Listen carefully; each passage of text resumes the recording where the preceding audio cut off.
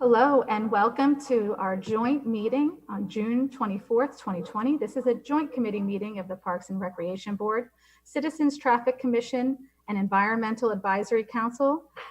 Today you can watch on channel 20 or 22, depending upon your cable channel. If you're watching on Facebook and YouTube, please understand that there's a delay. So if you do have a question and you'd like to call in early.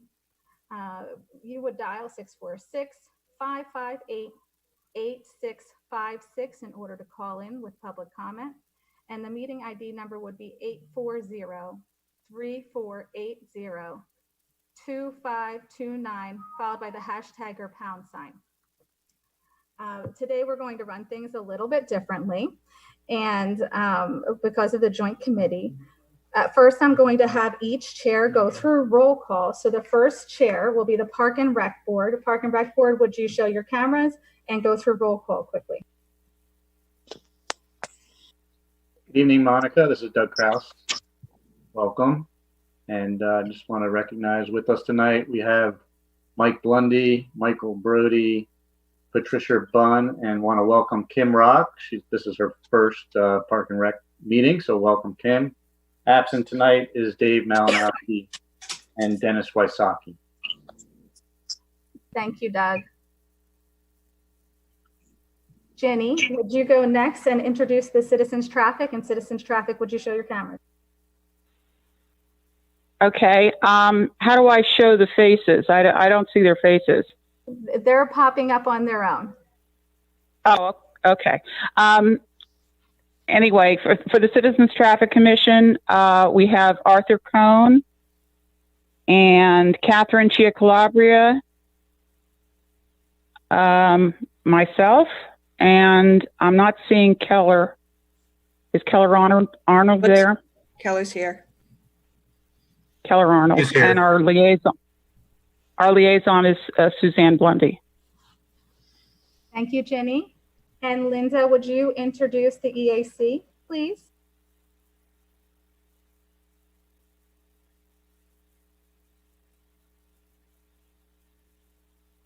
Hi, I'm Linda Salvati. With the EAC, we have Sunya Damarvan. Sorry if I killed that one.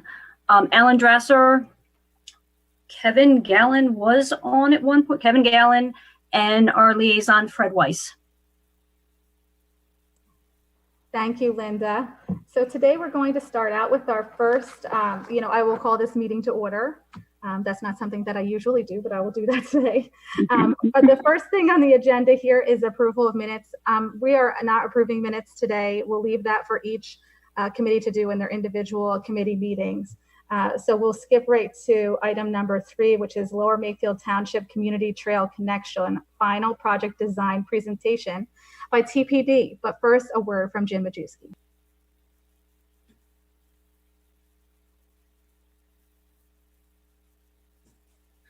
As many of you may know or may recall, the Board of Supervisors was presented with the opportunity for a grant through the Transportation Set-Aside Program for transportation alternatives through PennDOT with support from the DVRPC.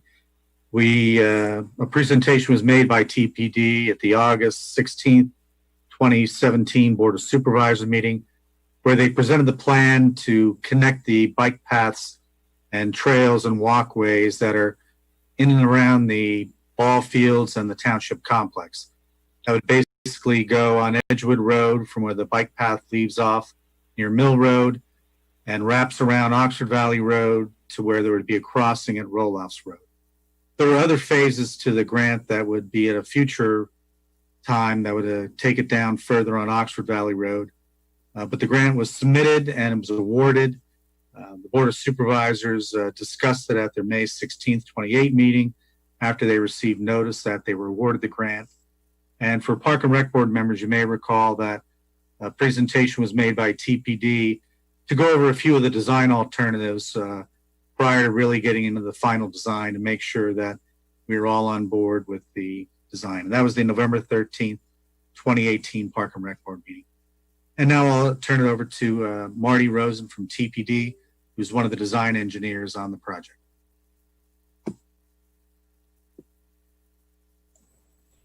Thanks, Jim. So my name's Marty Rose with Traffic Planning Design. I'm the consultant project manager for this project. We have a little slideshow, so hopefully this is going to go right. So I don't know if anyone can chime in that they can see the screen. I can see it. Okay, great. Right, so like Jim said, Lower Makefield had received a set-aside grant in 2018, and it selected TPD to prepare the design for the project. So I'll just kind of run through the overall project as Jim had previously mentioned, and I'll see if I can get the pointer option to kind of work here. But so the project is generally located within the confines of the baseball and softball complex of the park.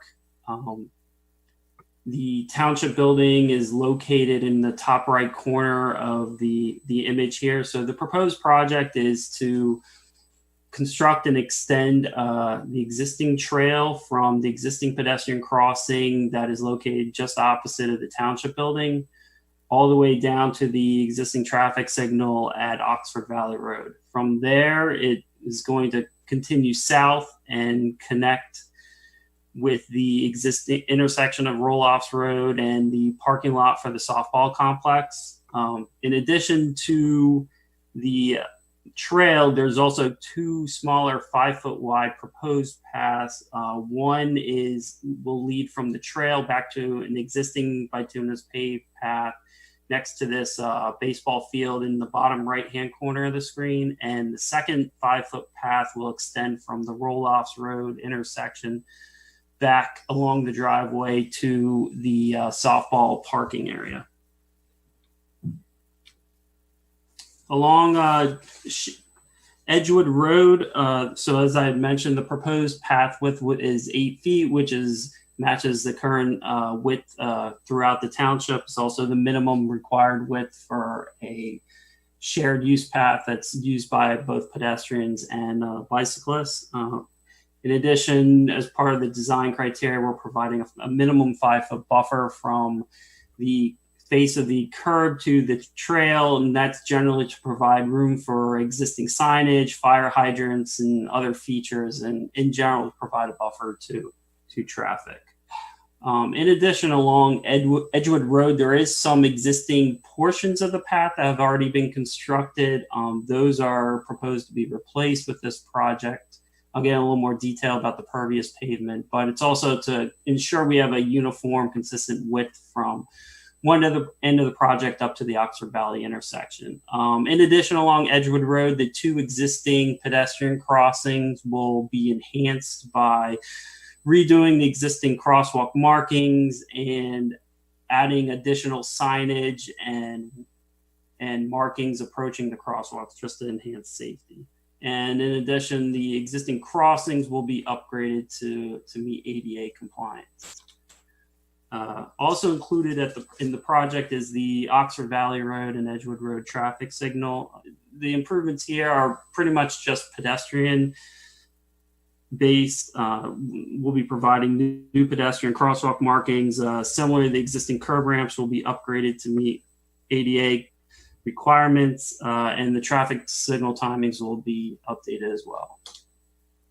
Along Oxford Valley Road, generally kind of the similar design, the 8-foot bituminous path with at least a minimum of a 5-foot buffer. Along Oxford Valley Road, the path will meander a little bit more than 5 feet just to follow the natural terrain. And also to avoid some existing utilities and fire hydrants and things like that. The buffer varies a little bit more too. At Roelofs Road, we will be providing an enhanced RRFB, which stands for a rectangular rapid flashing beacon device. What this does is it provides a passive detection system. So once a pedestrian will enter approach the crosswalk, it'll be activated, begin to flash. The system can also be activated via push buttons. By flashing, what I mean is this overhead sign here and the two signs on the right and left here will basically do a wig-wag back and forth beacon when it's activated. So it's not like the systems that are installed along Edgewood Road that continuously run. So the expectation is a motorist will be more inclined to realize when a pedestrian is usually using the crosswalk as opposed to it continuously being on and being forgotten about. As far as the location at Roelofs Road, what I'm showing here is an example in Doylestown Township with a three-legged intersection that in appearance will be very similar in terms of the crosswalk markings, approach. You can't see all of it, but that says ped crossing, and there's additional yield, sharrow markings, and signage that'll accompany this. So this crossing will be pretty well lit up. The reason we want to enhance safety here is because the existing ball field crossing is located in the middle of a curve opposite Roelofs Road. One of the things that we had looked at through this design was maximizing the sight lines available at this location, which is going to involve either some tree removal or at the very limited some tree trimming. For example, the picture on the right, the two trees, there's actually a couple trees hidden behind the telephone pole. They would likely need to be removed to maximize the sight distance. And then the same thing on the left, we are proposing those trees to be at the very least be trimmed back, but that is a design item that could be worked out during construction in order to try to save as many trees as possible. One of the other components with the project is the use of pervious pavement. The size of the project is over 1 acre, thus it's requiring an NPDES permit, which means typical to other land development projects, stormwater, volume, rate, and water quality mitigation are required for the project. We were originally proposing typical above ground stormwater basins, but after discussions with the township, we had determined the ideal locations within the park to place stormwater basins are also the ideal locations that they use as practice areas outside of the ball fields, the actual ball fields themselves.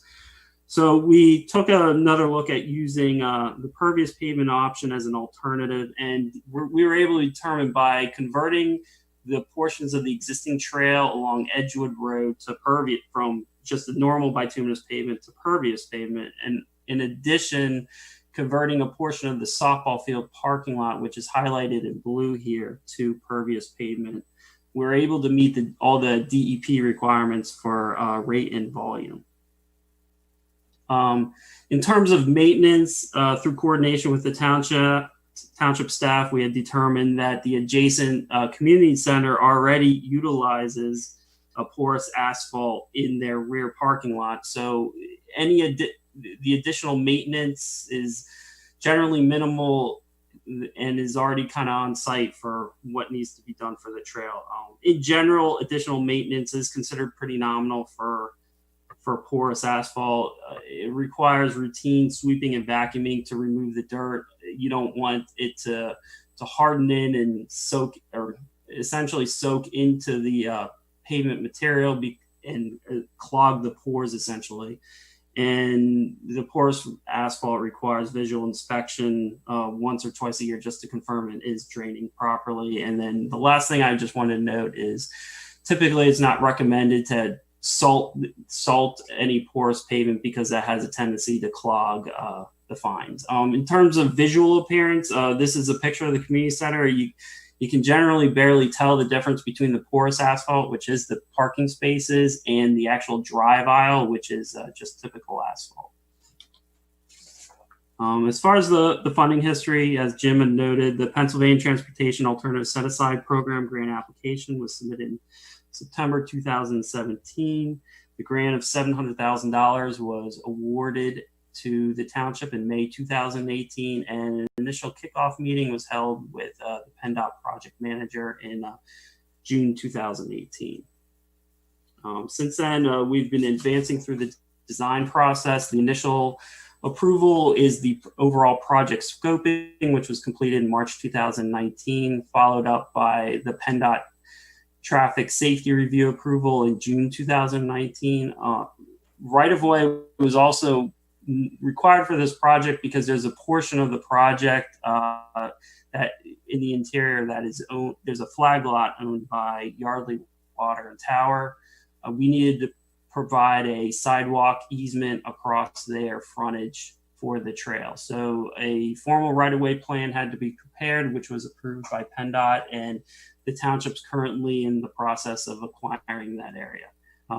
PennDOT also requires with this funding process environmental or CE approval, which was cleared in March 2020. And as I mentioned before, the NPDES stormwater permitting was approved in March 2020 as well. So the remaining design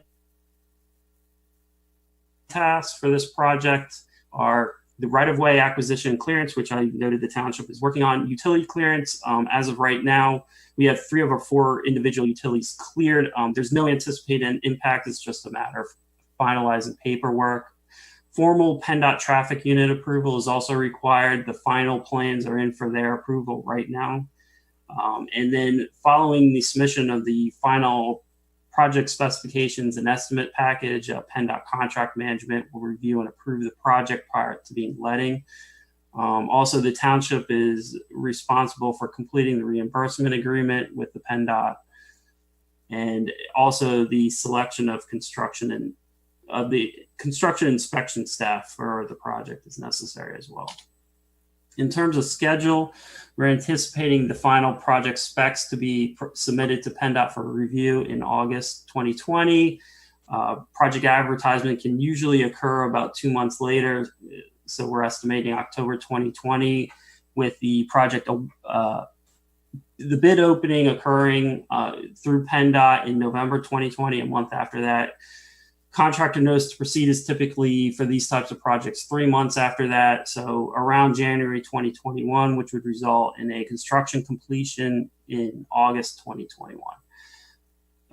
Just want to note that PennDOT will dictate the project advertisement, letting, and notice to proceed dates. And as far as the construction completion, in general, the project isn't too complicated in the amount of work that needs to be done.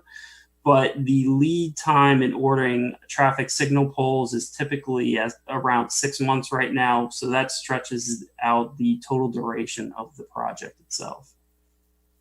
In terms of remaining township responsibilities, I think I've touched on most of these. The township's currently acquiring that sidewalk easement from Yardley Tower, and more or less paperwork information prior to the project being advertised. The township has to become a registered business partner in ECMS and complete the executed reimbursement agreement, as well as select the inspection contract between Lower Makefield and the consultant. And then finally, after the project is bid, a executed contract will be necessary between Lower Makefield Township and the contractor. The estimated construction cost of the project is approximately $670,000.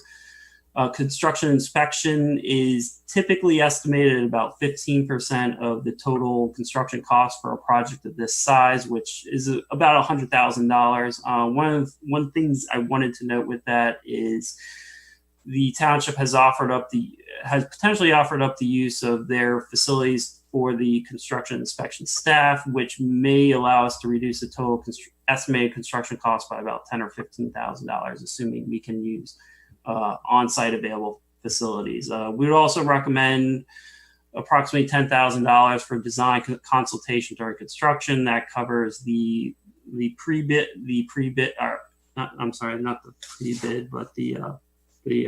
construction kickoff meeting, as well as addressing any RFIs or contract or plan shop drawing review during construction. So that generally is a total of about $780,000. The total grant award is $700,000. PennDOT takes 1% of the total grant for their administration costs. So essentially, the township is responsible for the difference of the total cost and $693,000, which is approximately $87,000 at this time. With that, I guess I'll turn it back over to you, Jim, for any questions from any of the committee members. And before we get to that, I just want to note one or two other things that during the design process, the staff from TPD met a number of times with township staff, our police department, traffic safety officer from the police or former police officer, park and recreation, public works, and myself and the township manager just to go through various items to make sure that at the end of the day, we're going to get something that will be easy for the township to own, operate, maintain. Jim, you're muted. Sorry. Some of the things we did look at were items like the maintenance of the porous pavement. And since it's something that we ultimately do have to maintain our community center, when we bring a vacuum truck out to vacuum that, it's easy enough to go down both ways along the path to take care of that. And there are a few items left on the township's end to get done in order to prepare for going out to bid. And I spoke with one of the project coordinators from DVRPC, Delaware Valley Regional Planning Commission, this afternoon, and he answered a few of my questions that I had on a few issues. So I think we're in a really good position now to go out to bid. Okay. I have a question. Well, we're going to go committee by committee, Sonia. So Okay. first committee will be Parks and Rec. Can you populate your cameras?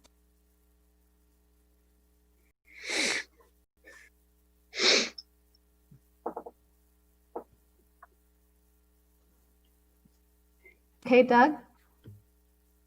Thank you, Monica. Just wanted to open this up to any other members of the Park and Rec Board to see if they have any questions for the TPT committee regarding. I'll go first. I have a huge concern about the porous paving.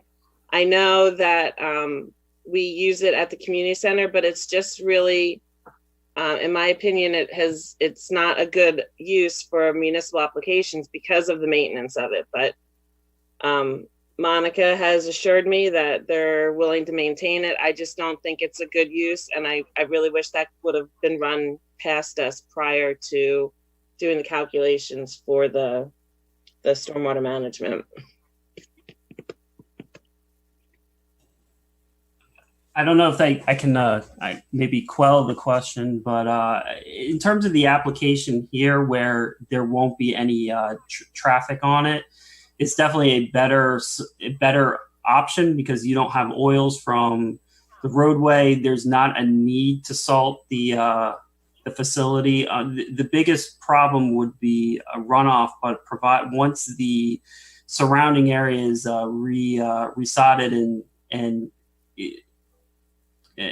completely grown back up, the amount of material that would be going on the parking lot or the trail would be relatively minimal.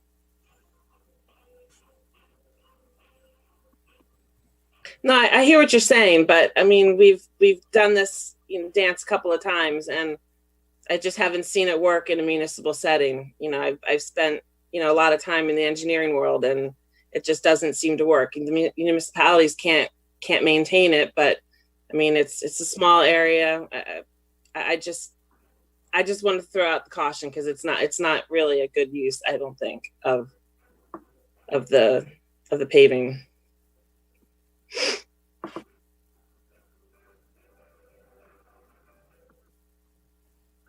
Why is that the only place where you could have water retention basins? Why couldn't there be water retention basins in any of the space behind the community center or even off to right field of the big baseball field?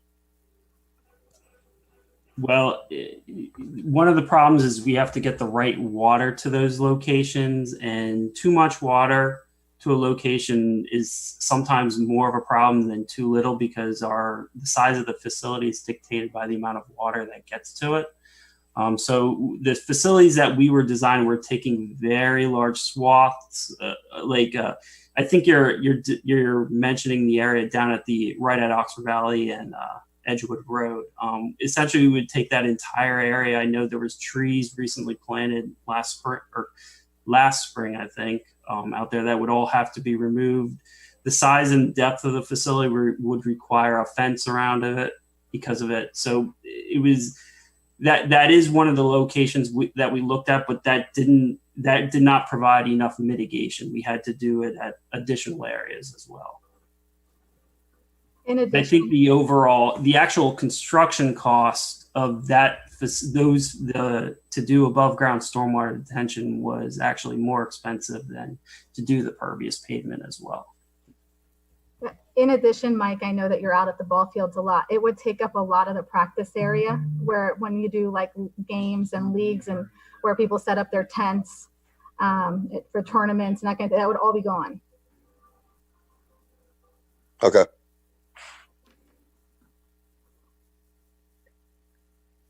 Are there any more questions for the Park and Rec Board? Yeah, I have another question then if Trish is done. Have you guys taken into the crosswalk? Will that be on the south side of Roelofs or the north side? Will that be closer to the community center or closer to like Stony Hill Road? It'll be on the south side, closer to Stony Hill Road. Closer to Stony Hill.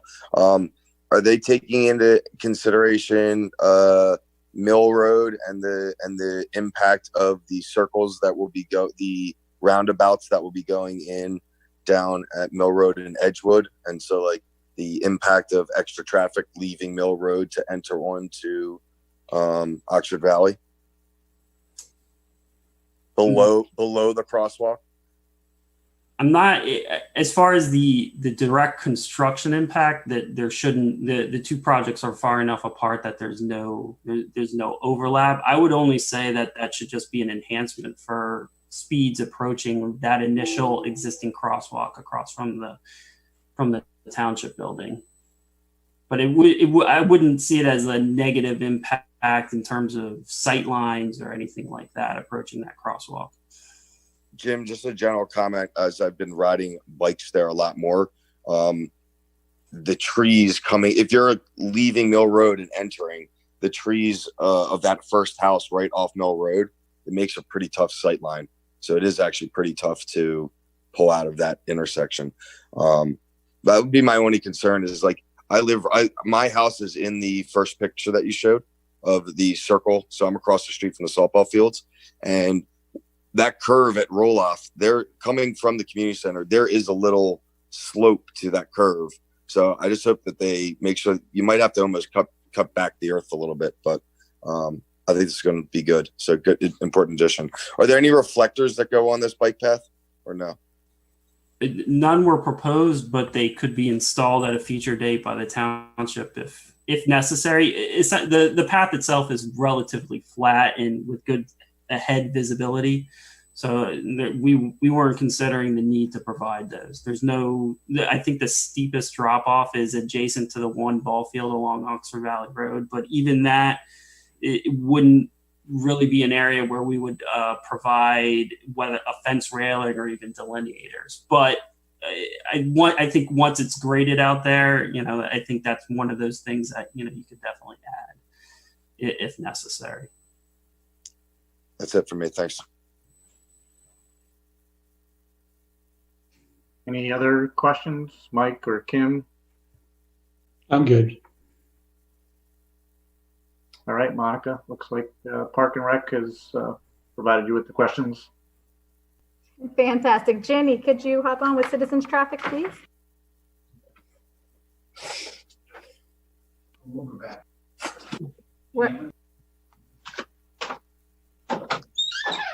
I'm just going to ask for questions. We're having some trouble getting Jenny back into the room. Well, I had a, this is Keller. I had the same question that Mike asked about the traffic circle, but that got answered, so that's good.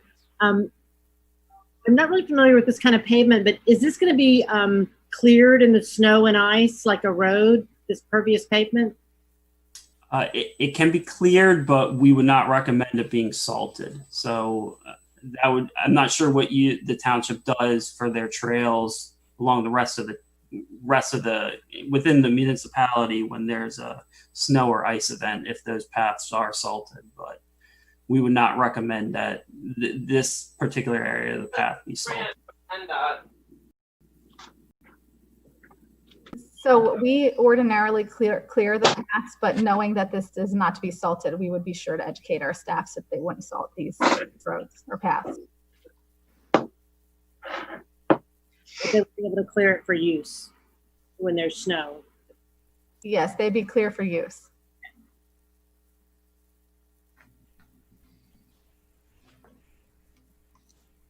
I have a question. This is Catherine.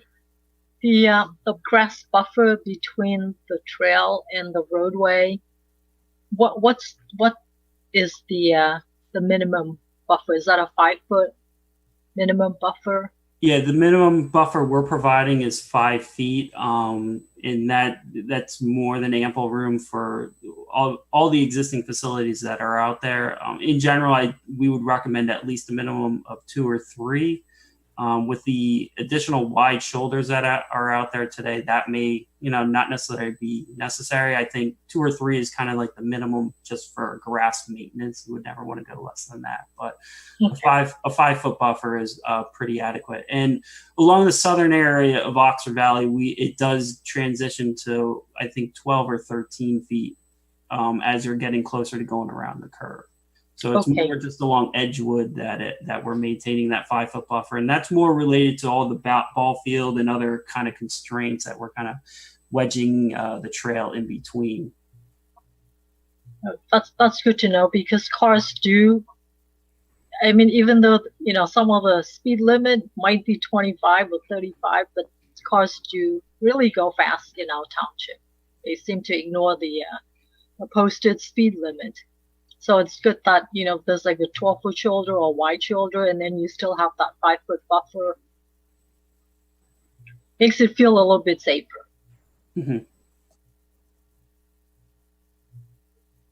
And just to know, one of the benefits of the mini roundabouts at Mill Road and Edgewood Road, speeds will be moderated somewhat coming into and out of that area where the new bike path is going to pick up from the old one across the street from the township building. I have a question about that crosswalk there at Oxford Valley and Edgewood. That's sort of weird as it is now, going over to the Kids Kingdom area. Is that going to be changed in any way? It goes over, it crosses over there in that little area. You have to sort of walk up that little path there. I don't know if you've been. Yeah, so in order to make that ADA compliant, that is going to be graded down, so that'll be not as steep. And then where it goes up to connect, I guess I'll kind of call it a T, that area will actually be sunken a little bit as well to kind of, it's not going to be flat, but it's going to be much better than it already is, because we're also constrained by the building behind it, so we can't drop the whole thing down we didn't necessarily want to put in a retaining wall, but it is going to be improved. Yeah, but it's like offset there from the crosswalk. It's one way or the other. You're going one side, the crosswalk. I'm sure you've been there and looked at it.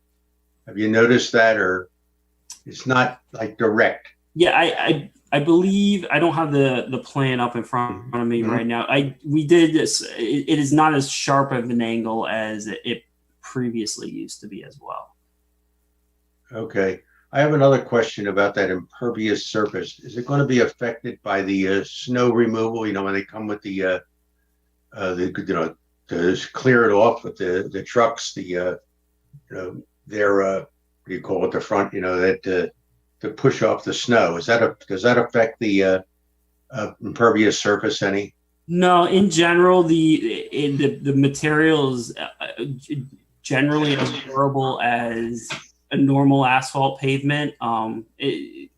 There's obviously a difference between occasional traffic loading on it and recommending it for highway use. But in terms of what the loads that are expected to be on that, or even it won't chip away, I guess. I think that's what I was asking, because with the scraper, when they come and scrape the road off, that doesn't have any effect on it. Yeah, it's a rougher texture, but it's still a smooth surface in terms of the overall, I guess, texture of the trail. So as long as they're not digging the plow into the trail any different than a roadway. It should be fine.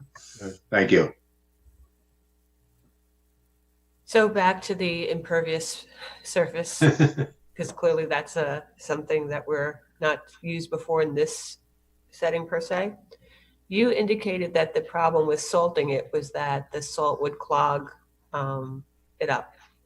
But is that all? Because theoretically, sooner or later, the salt will dissolve and we would be back to base. Or does the salt, while it's in there, erode or cause other issues? Well, typically when the salt's provided, there's usually stones and rocks included with that. It's not.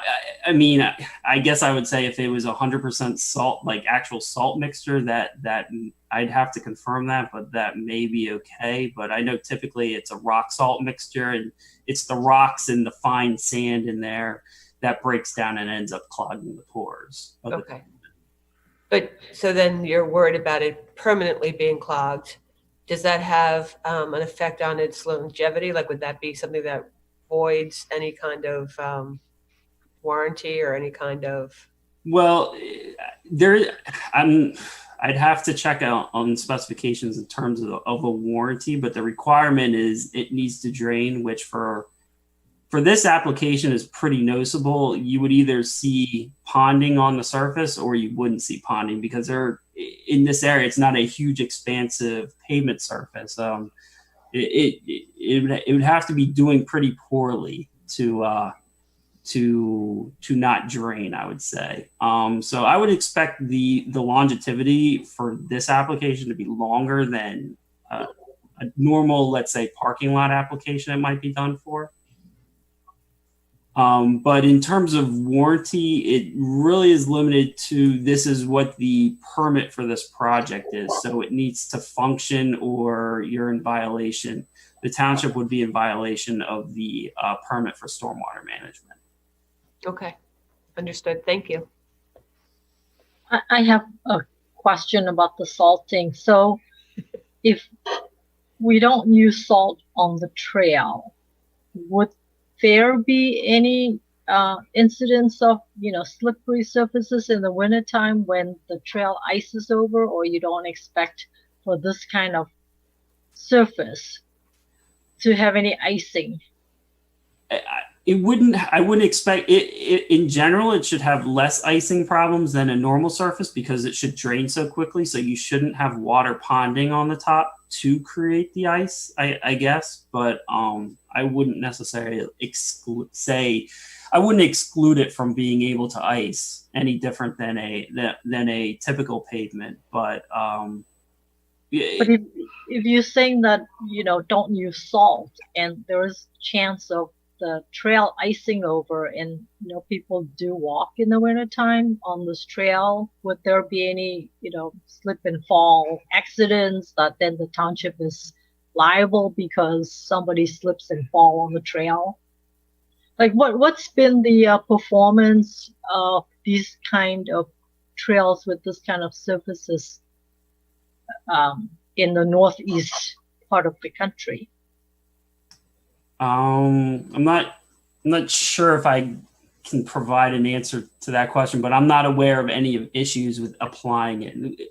I can point to plenty of projects that have applied pervious pavement in this fashion in southeastern Pennsylvania. Yeah, can you send that information to the township? Maybe we should talk to some of the communities that have these kinds of trail with this kind of surface to see how's it performing in the wintertime?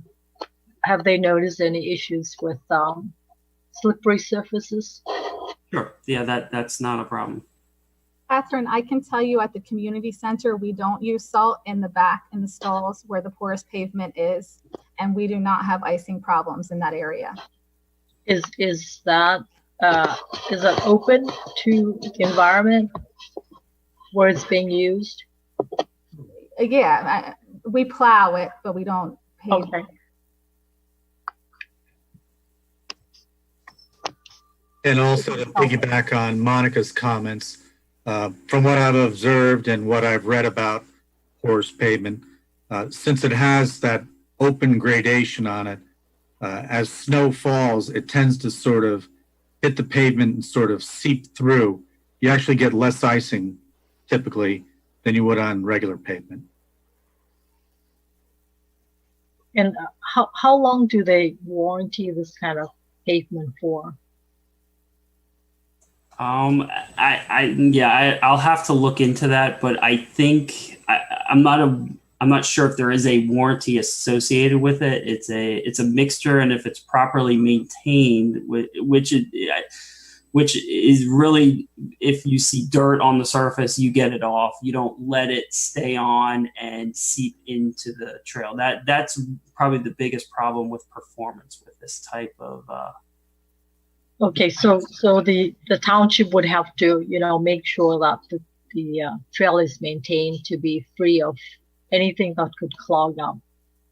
Correct. Yeah, you wouldn't want a contractor to dump a pile of dirt on the trail and leave it there for a week so it can seep in. That may result in that area not being able to perform, and technically the only way to remediate at that point is to remove and repave that section. There's not a way to, I guess, essentially suck the dirt back out. Like flushing, with like you can flushing stuff out. I think the flushing would actually pushes it further in. Okay. You're kind of creating. Yeah, it's not. I don't think you can just simply like power wash it off. Okay. Ideally, you're just making it clear. Please don't add it to the surface. Don't dump materials on.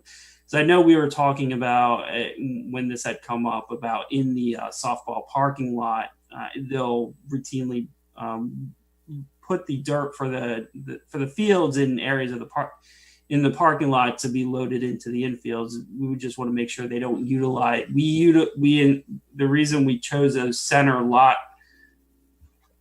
stalls was that was the least likely spot where anybody would ever essentially put materials. Okay, good to know. Thanks. Jenny's on the line. Jenny, do you have any comments? Can you hear me? Yes. Yeah, I'm sorry, I've been away. I heard the last exchange, but my question is about the intersection of Edgewood Road and Oxford Valley Road and the pedestrian facilities there. Are you adding a crosswalk there? And how many? We're not adding a third leg of the crosswalk, if I understand your question right. It's just going to be the two crossings that are out there today. And then we're going to improve that connection that goes up towards the building. And the reason for that is because doing that third leg, the grading and there's existing utilities back in there, it's too difficult. We would probably have to remove some trees as well to do that third leg. So we opted to just do the location currently shown. Okay, why don't we give the EAC a chance to have a little comment, and we'll move on from there.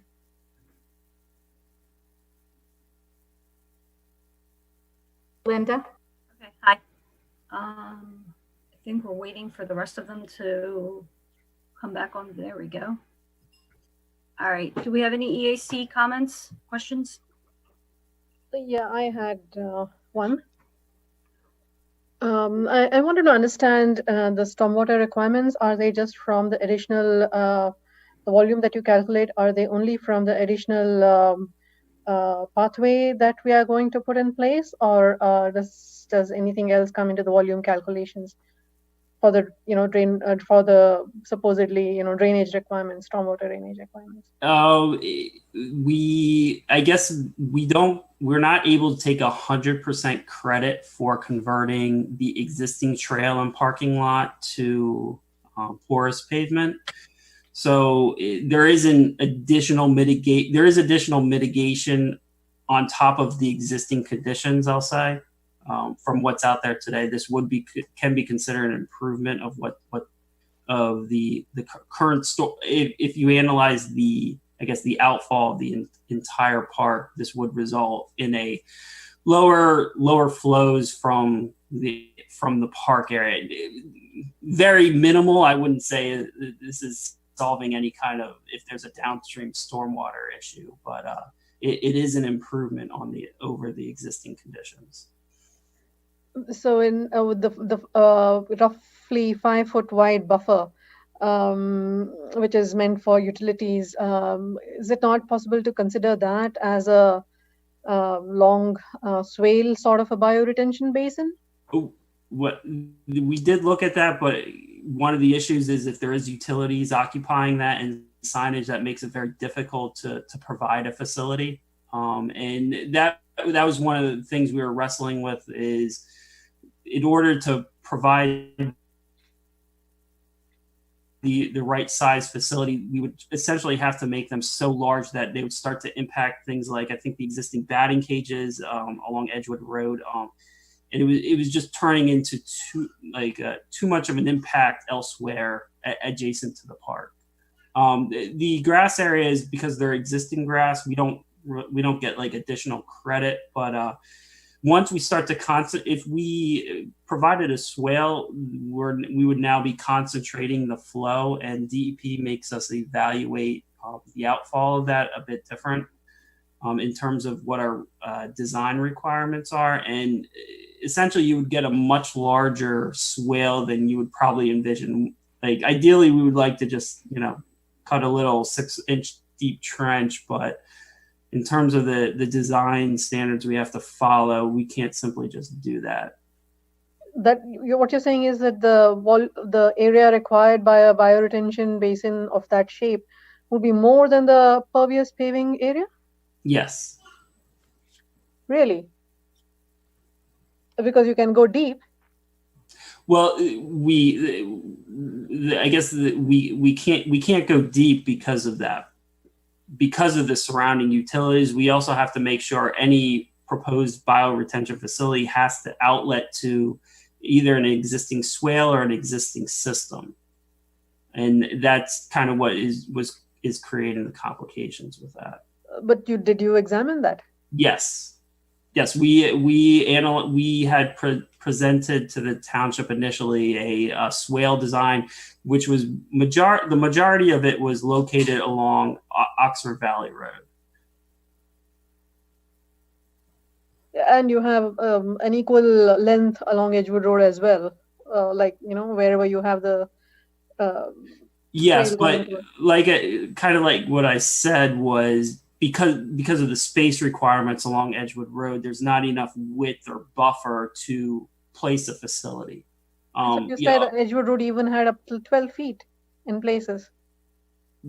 No, along Edgewood Road, we only have about 5 feet. Okay. Oxford Valley Road, we have room. So we could provide the swales along Oxford Valley Road, but once it was determined we could meet our mitigation requirements with the pervious pavement, we didn't want to provide even more, essentially more maintenance hassles for the township of maintenance of the bioretention swales as well.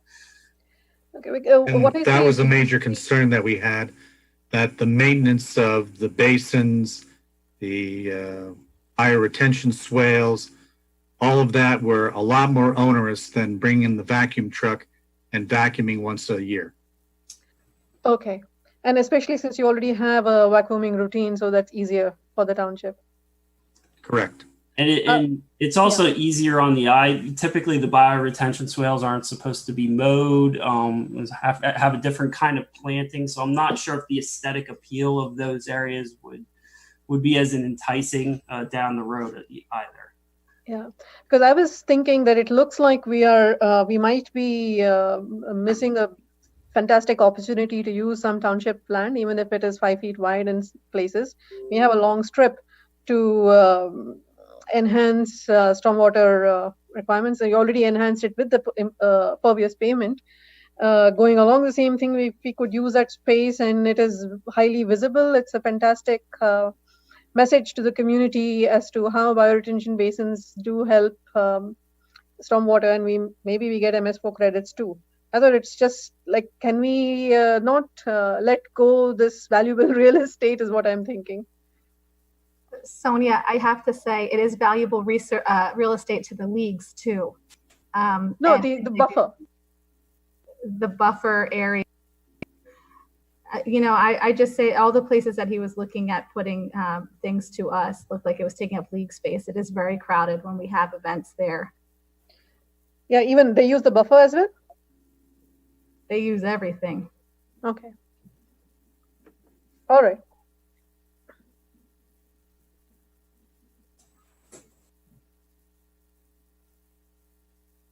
Okay, is that it for the EAC as far as comments? I'd like to make a few. Okay, Alan. Okay, I personally think the pervious pavement's a great idea. Yeah, I think it's much preferred to the cost and disruption of putting in detention basins. It's kind of low impact development. The EAC is all about low impact development. And I'm familiar with pervious pavement because I was involved with the township putting in a pervious pavement ordinance about 5 years ago. And Jim Majewski is exactly right. You have less of a problem with icing on pervious pavement than impervious pavement. And if you think about it, it makes sense because when you have impervious pavement, you got snow on it, it melts, it's got nowhere to go. And when the temperature goes below 32, it freezes.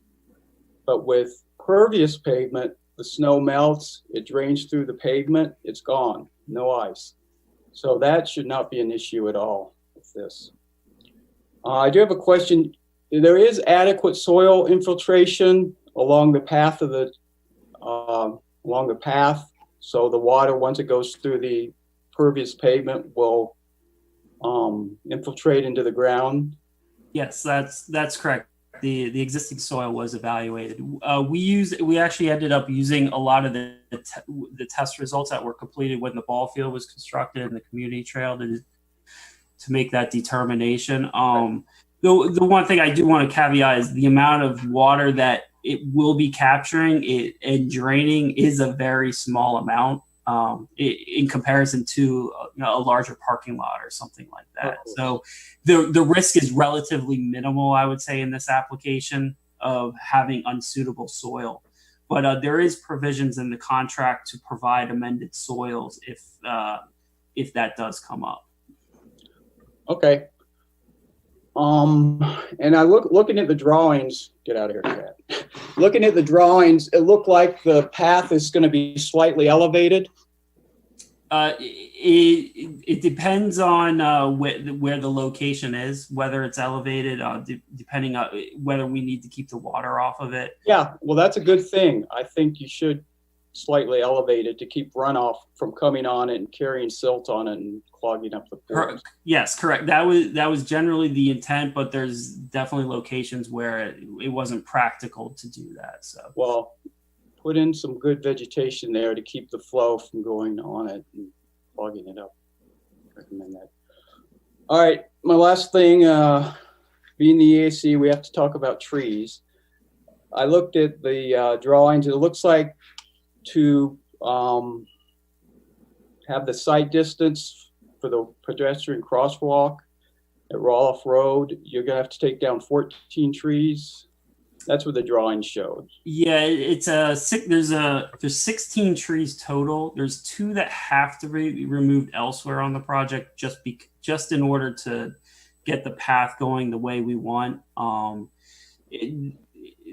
would say for those 2 particular trees, there is some flexibility during construction for the path could be adjusted, but we kind of considered this was the best location for it.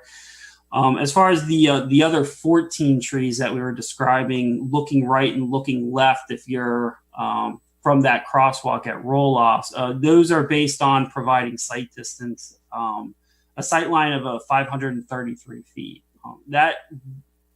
That is about 50% more than the minimum required, but because the speeds on Oxford Valley Road are typically above 35 miles an hour, we wanted to provide as much sight line as possible. as of right now, those tree removals are listed in the contract as directed. They could be reduced to trimming or the lower portions of the trees because some of them are so large to get the sight lines.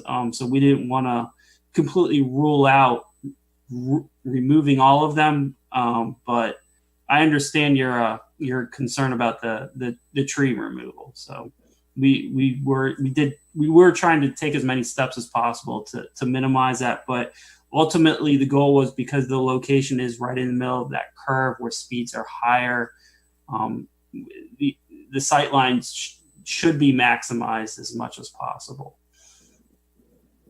Okay, they are large evergreens and they provide a good buffer between the fields and the houses across the street and the road.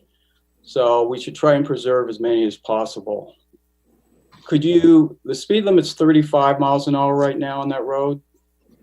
Yes. There's no way we could, since we're putting a crosswalk there and there's gonna be a lot more people potentially, maybe lowering it to 30, and then maybe you could reduce the sight lines.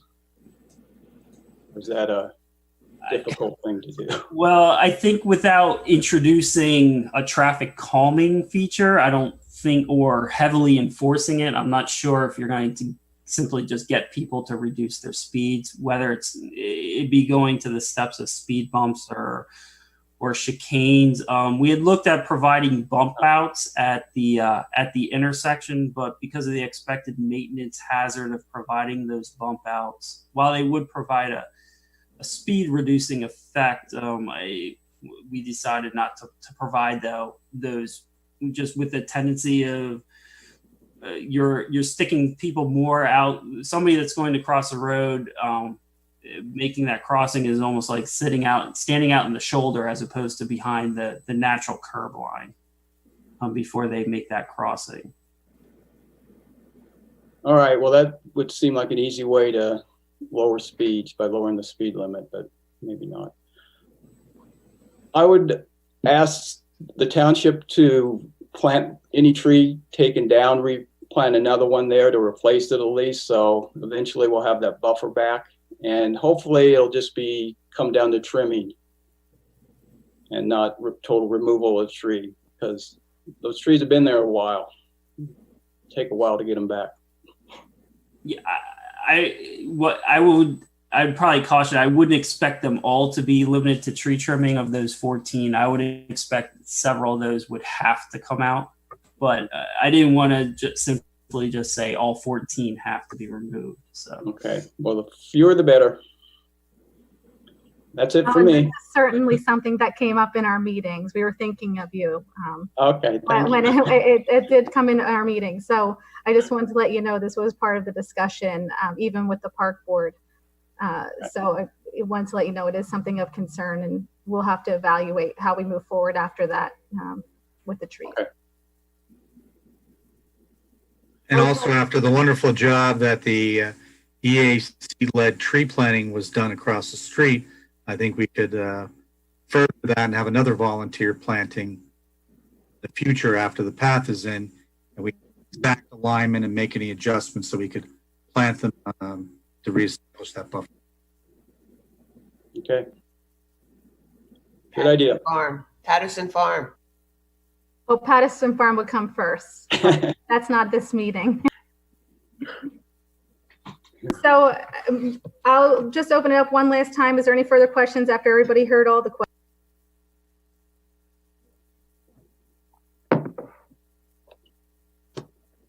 It sounds like no. So we'll move on to the next agenda item, which would be a WalkWorks grant opportunity by Jim Majewski. As the park board might remember, in June 12th of 2018, we unanimously, or the park board unanimously agreed to recommend a gaps analysis and an overall master plan for our connectivity for our trails.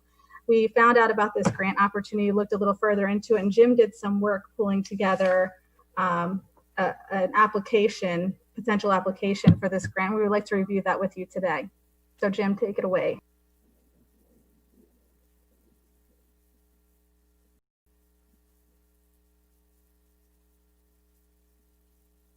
It'll just be a second. My stuff disappeared.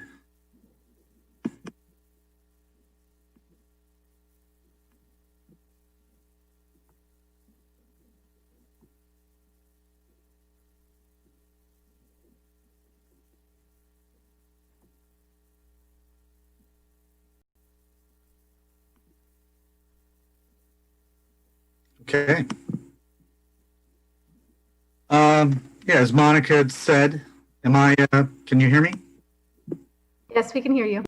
Okay, great. As Monica had said, there's an opportunity for a grant through a program from the Pennsylvania Department of Health called the WalkWorks program. And we have several types of applications that are involved. And we were looking to submit an application for planning that would have funding through the PA Department of Health for an update to our adopted master bike path plan to identify and prioritize projects to close the gaps that we have in our existing system and then connect to everyday destinations such as parks and shopping areas. I know after the parks meeting where we were talking about some of the gaps and how we can close that, we did a great amount of work on looking at where the gaps are, trying to evaluate how many feet of stuff there were, gaps, what obstacles were in it.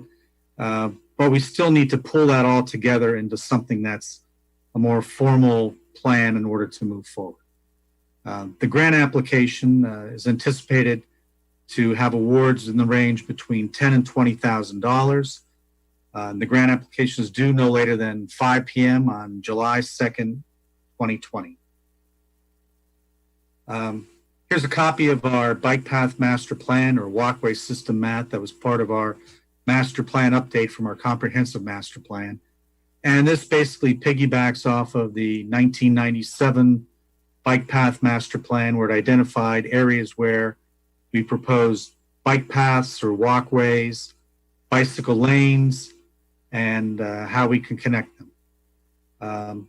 We had the Bucks County Planning Commission, when they helped prepare the comprehensive plan, go through the original data they had was from 2012 and 2018.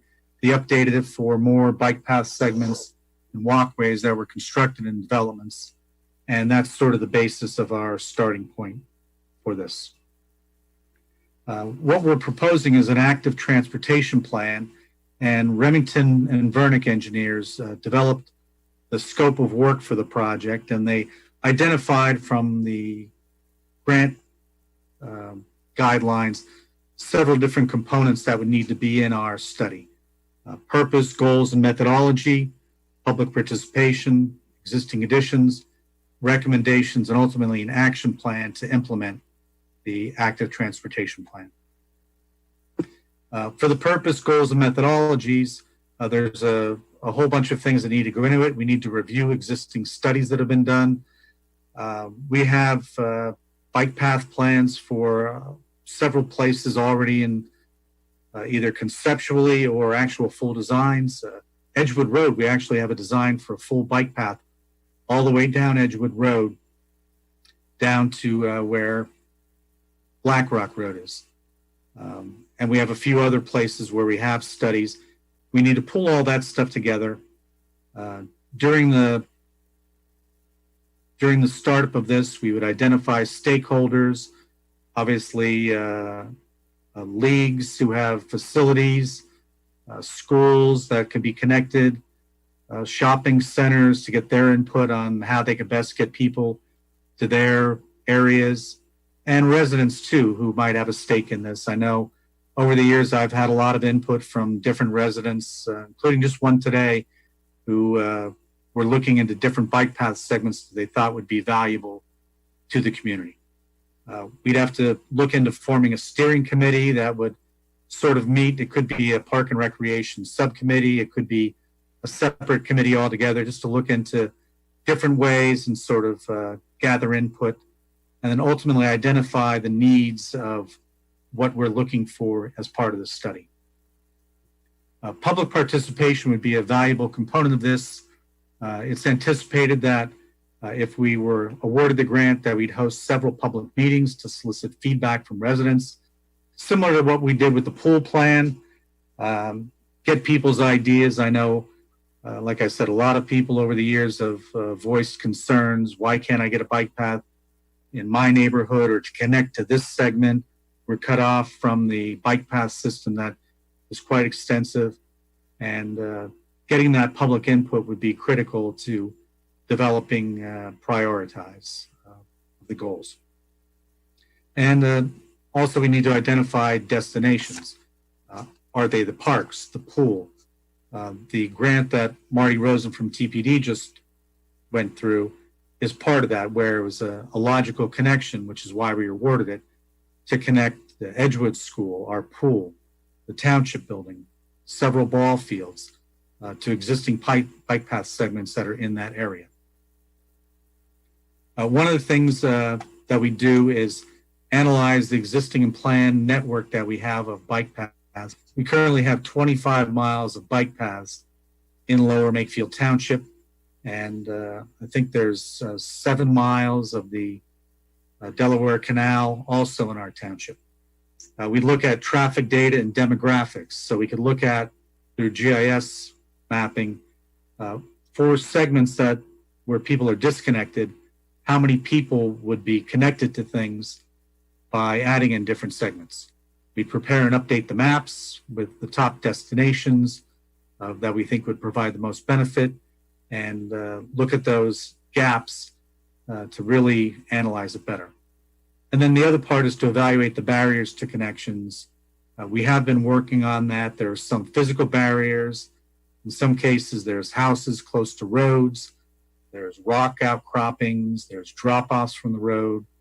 The bridges are narrow, where you'd have to go from an off-road bike path, meander onto the road to get back off. And there's other areas that are high traffic that it may be difficult to safely install a walkway or bike path system or shared use system in that area.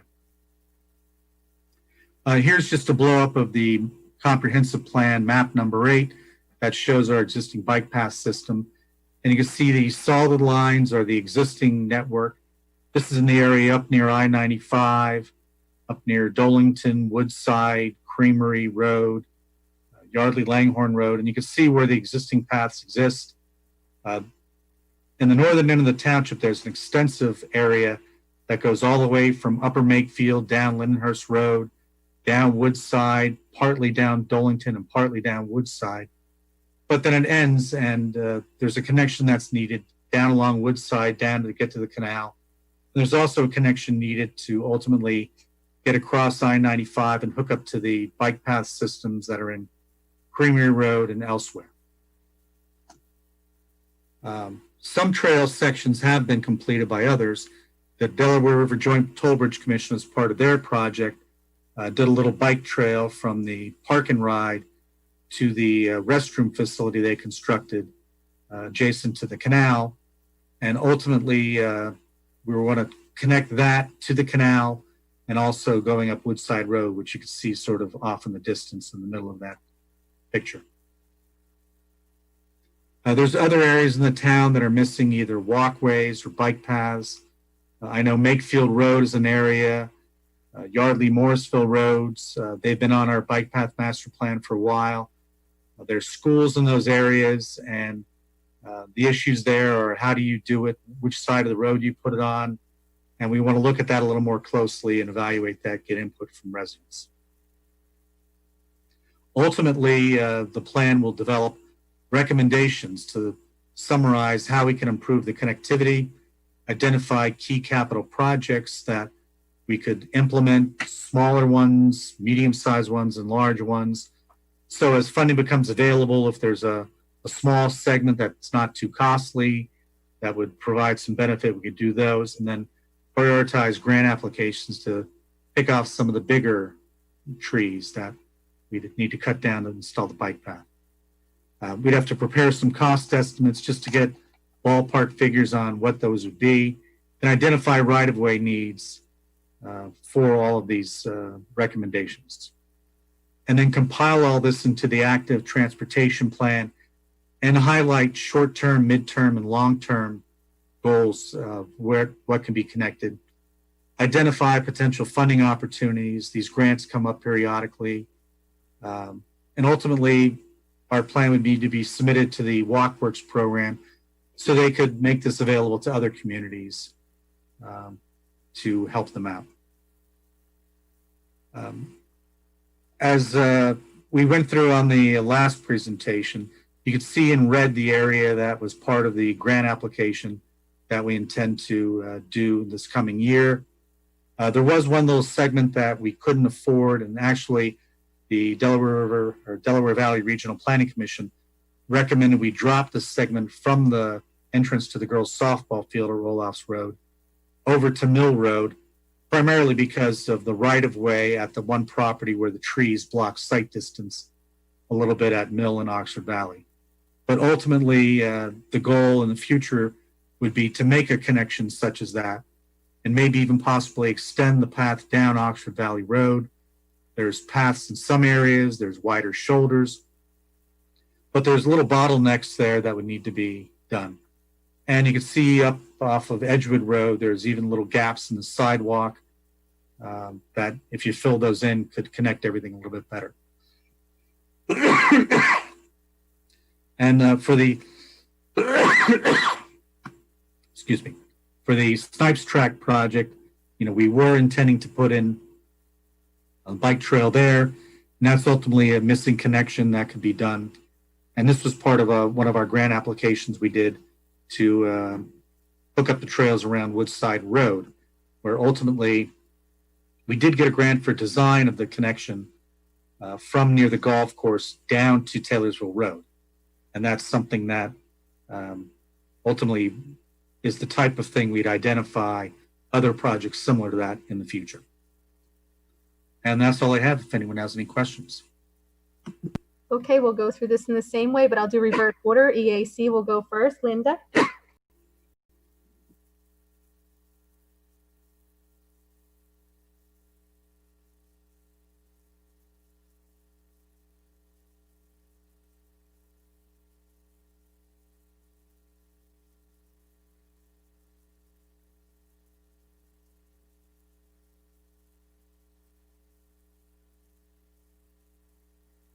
Sorry.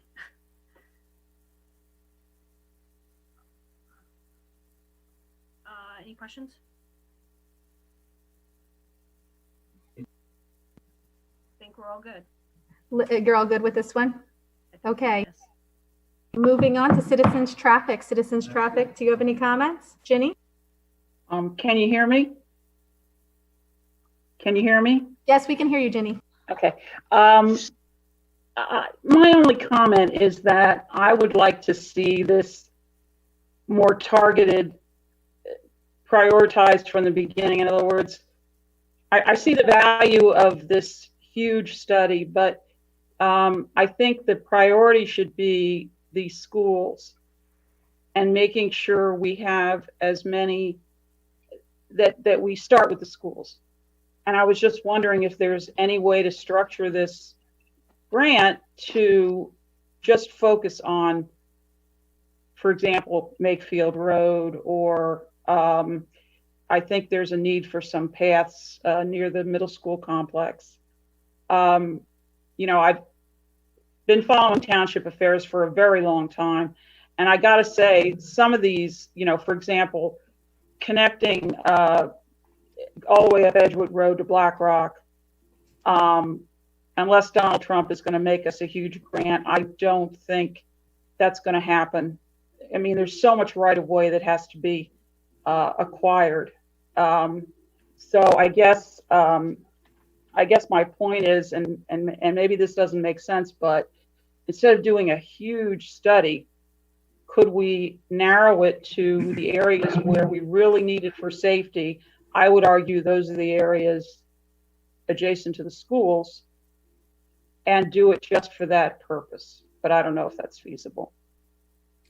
Well, actually, Jenny, one of the first parts of the study is to identify top destinations. And those destinations are ones such as schools, parks, shopping centers, places that people are most likely to walk to.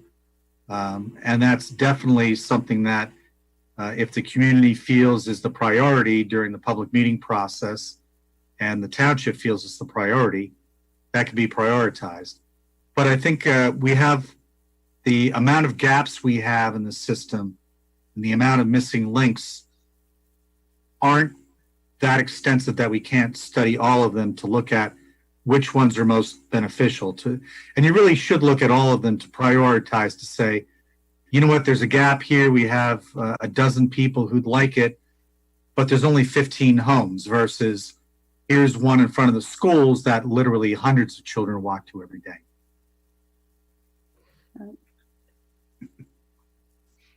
Well, this is Keller. I was going to say something actually very similar to Jenny. I wouldn't do either or in terms of do we do a big study or do we do quick hits? There's probably some combination of both because some of them are obvious.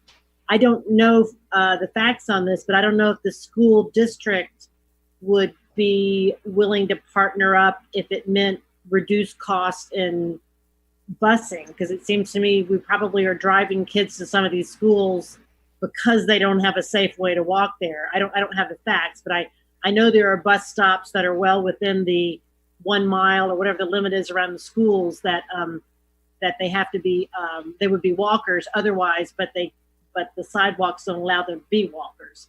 I mean, that would be something to look into. Possibly they would partner up with us for funding because they should be able to save some money if they stop driving those kids to school. Well, this is for a grant application, but as we go into the actual installation and priority, I don't see why that wouldn't be a problem. Jim, do you have any thoughts on that? Well, they're precisely one of the stakeholders that I neglected to mention, but the school districts too. That makes sense. Are there any further comments from citizen traffic? No, I don't. I don't know if Catherine does. I agree with Keller. You know, I think having the walkways or the sidewalks or the paths near the schools is important. When my kids are all, you know, out of college now, but we live very close to Quarry Hill School, and they could not walk to school because the sidewalk doesn't extend far enough, and they had to take the bus, and they were always the last to be picked up, but they somehow were also the last to be dropped off. And it seems like they were on the school bus, you know, for a long time, but they live so near the school. We live so near the school, so that didn't make sense to me.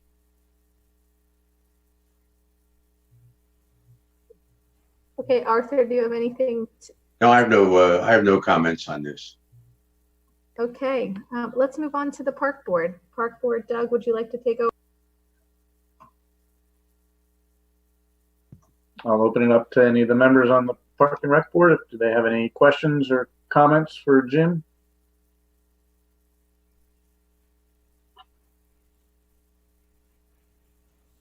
I guess that means, Jim, I think the Park Rec board is good with this proposal. Looking forward to it moving forward and getting approved. Okay, I think after that, we're all done with comments. Is there a motion from anybody to adjourn?